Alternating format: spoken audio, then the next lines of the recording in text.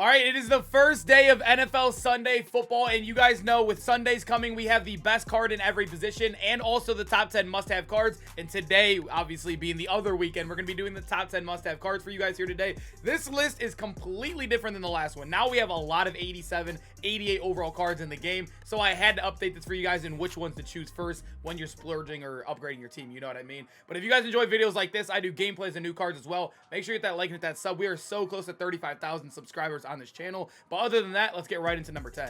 If you are looking for cheap, fast Madden coins to build that God Squad you always wanted, head over to my sponsor EasyMut and use code CHEW for 5% off your order. The link is in the description. At number 10, I always kind of have like one ugly position in the game, but I am going to have Brandon McManus. He did just come out, and I know you can get him for free from the pass as well. And I just want to tell you guys, there is no card that you guys should be choosing out of there if you don't have Brandon McManus first, because he is by far the best option in there. Not only does he get the highest kick power in the game, he's the only one that gets the highest kick power in the game. No other kicker. Justin Tucker 86, all the other guys like Graham Gano, who has 86 kick power, none of those guys have 87. He can hit the farthest. I know it's boring, I know it's a kicker, that's why I put him at number 10, although I think he's even more important than number 10. A kicker can win you a game. They can always win you a game, and the fact that you can get this card for free, and he gets abilities, I forget which one he gets. I am in the catalog right now. I should be able to check. Yeah, I think I should be able to check. I think he gets all of these, if I'm not mistaken. All right, no, he only gets these two right here, which, I mean, immune to the ice kicker, I guess that's good enough. Yeah, go get McManus. Go get McManus. So at number 9, I have Cam Chancellor, and I did elect to put him above Sean Taylor. When I look at the two, I kind of compare them both as user-style players, and I think I would rather have Cam. I really do. Although he's not hitting the 90 zone like Sean T does, he is not going to be completely useless when it comes to man. I don't know if you guys have ever manned up Sean Taylor. I've never seen a card more lost on the football field ever. Even gold sometimes could stay up a little bit more than him. Cam Chancellor also is taller, sitting at 6'3", 87 speed, 90 hit power. I think he's just one of the best users in the game. I mean, like I said, when I'm looking at straight user, the only stats that truly matter anyways are like the speed, the change direction, power, and height, and he's just as good or even better than Sean Taylor in those. And I think Cam Chancellor definitely should be on your team, especially for the price he's going for nowadays. So at number 8, I actually do have the brand new DeMarcus Ware. He did come out yesterday. I did end up getting to play a full stream with him. I will say in 3-3, as you guys know, it's probably the most popular defense in the game. Dollar's really popular, and so is 3-5 wide. As you guys know, edge threat does not work in any of those. Those are probably the 3 most popular defenses in the game, and edge threat does not work in those. It will light up, but obviously you're in the interior, you're getting double teamed a lot. DeMarcus Ware, I still feel like if you're a 4-down lineman guy, which I know a lot of people are, big nickel or just normal nickel, whatever you want to run, the 4-3 or whatever you're running, 6'1", he's going to be very good in there. He's going to be very good, but I think that's right now in a game where those formations are a little bit weaker right now. I don't know if I can rank a guy with the only guy getting edge threat in the game higher because of that. You know what I mean? It's a tough place to rank him, but as a pass rusher, he's amazingly fast. 86 speed, 89 excel, good block shed, good finesse.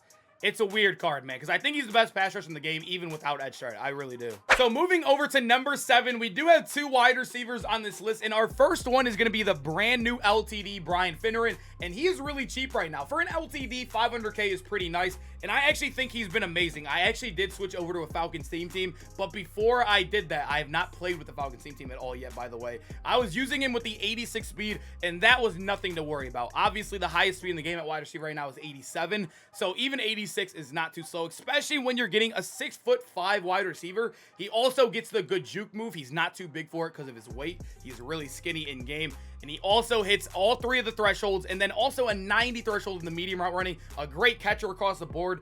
He was amazing for me, boys. He didn't feel too slow. He didn't feel clunky because how skinny he is and how much he weighs.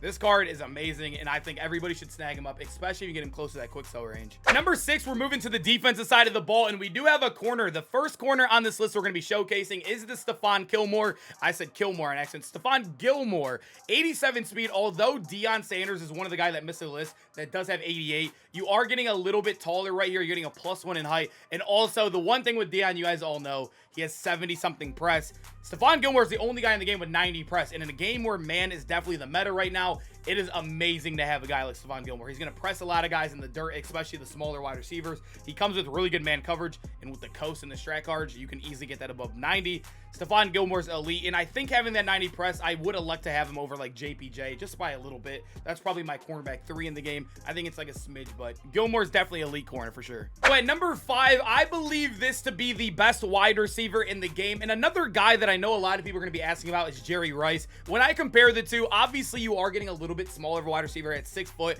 but with Jalen Hyatt, you are hitting all 3 thresholds. Jerry Rice only has 83 medium or 83 deep, which doesn't even hit on the all pro or all Madden thresholds, which definitely does hurt him, right? Jalen Hyatt has a 90 medium route running, 88 deep, 87 short. He gets slot apprentice. He gets everything you need. And this card, he kills me so much every time I play him. I absolutely hate playing against him. He gets that Campus Heroes Steam team, which is probably one of the best, if not still the best one in the game if you're running 25 out of 25. Jalen Hyatt is definitely elite, man. I don't know. I think you can run Jerry Rice. You can argue Finner, and you can argue a lot of guys, but I think if you had to nitpick it, I think I would go Jalen Hyatt at number 1.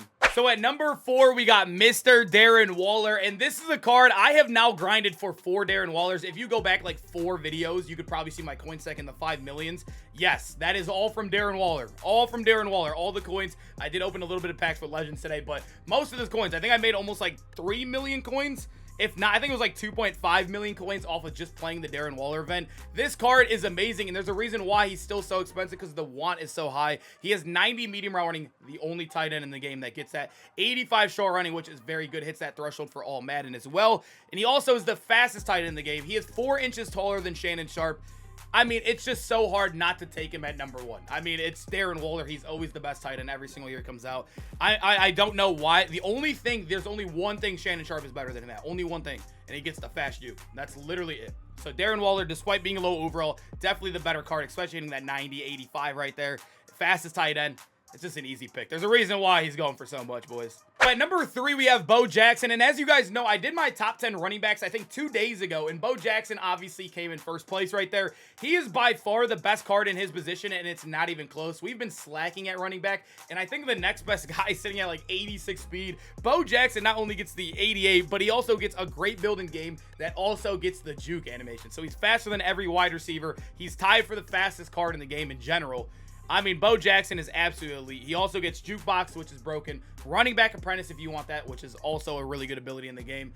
There's just no reason he shouldn't be up here. The best card in his spot by a mile. He has to be pretty high up on this list. I think that weight definitely will hold on this top 10.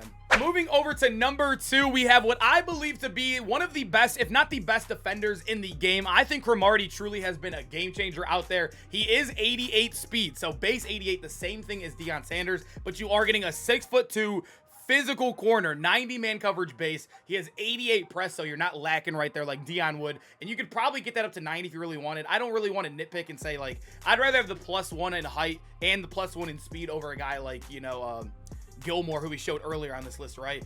Obviously, if you're a zone player, he's probably not like as cracked, but right now in the man meta, I think that weight has to hold up, right, man? Cromartie is just a must-have card in the game. Gets pick artist too. I think he gets some KOs. I think he gets short route and medium route KO as well if you wanted that. Cromartie's a must, man. Absolute must-have if you want the God Squad corners. Sitting at number 1, you guys all knew this was coming. Mr. Michael Vick, the best quarterback in the game right now. Not only is he the fastest, they did give him Slinger 1, which definitely did take a nerf this year. If it was the old Slinger 1, he'd be by far the best card in the game. But as you guys know, Michael Vick, it's still better than Warren Moon's. If you played with Warren Moon a lot, this is why a lot of the comp players were complaining. I personally hated Warren Moon. I even went back to RG3 because, as you guys know, in the blitz and heavy meta, you got to dump the ball down a lot. His short right release is like the worst right release in the game, and you couldn't even dump it down to your running back. So now we're getting a guy with a balanced release all around. The deep is definitely better this year on it as well. You're also getting 90 throw under pressure. You're getting gunslinger, 85 plus in all of the accuracies. A much faster card. Michael Vick, man, he definitely brings a good experience to the game. +5 speed from Warren Moon too.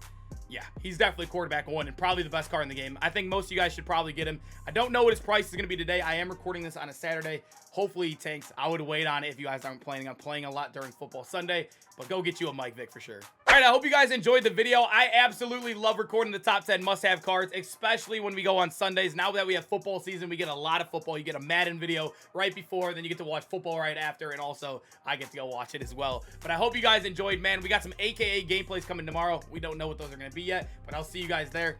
Peace out, man.